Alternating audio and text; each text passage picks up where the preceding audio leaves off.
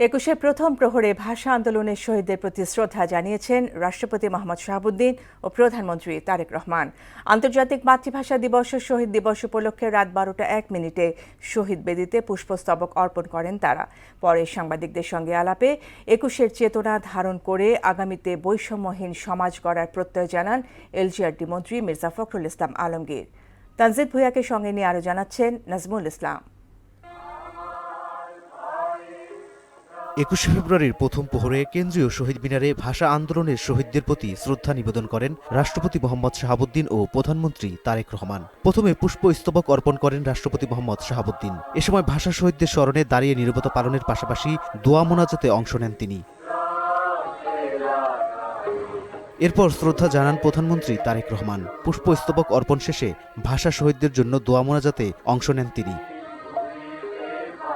পরে বাংলাদেশ জাতীয়তাবাদী দল বিএনপির পক্ষ থেকে পুষ্পস্তবক অর্পণ করেন তারেক রহমান। এ সময় মন্ত্রিসভার সদস্যরা উপস্থিত ছিলেন।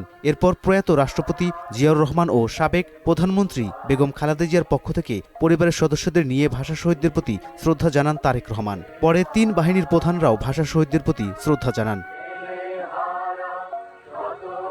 কেন্দ্রীয় শহীদ মিনারে সাংবাদিকদের সঙ্গে কথা বলেন বিএনপি মহাসচিব ও এলজিআরডি মন্ত্রী মির্জা ফখরুল ইসলাম আলমগীর। একুশের চেতনা ধারণ করে আগামীতে বৈষম্যহীন সমাজ গড়ার প্রত্যয়ে তিনি বলেন, একুশের যেটা মূল চেতনা ছিল যে সত্যিকার অর্থেই বাংলাদেশে একটি বৈষম্যহীন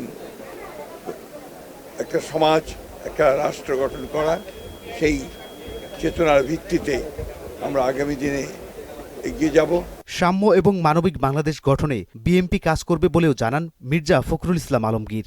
জনগণের যে প্রত্যাশা আগামী দিনগুলোর জন্য, গণতান্ত্রিক সরকারের জন্য, একটা বাংলাদেশে একটি সত্যিকার অর্থেই একটা ইনসাফের উপর ভিত্তি করে একটা গণতান্ত্রিক সমাজ গড়ে তোলার। নাজমুল ইসলাম, মোহনা সংবাদ, ঢাকা।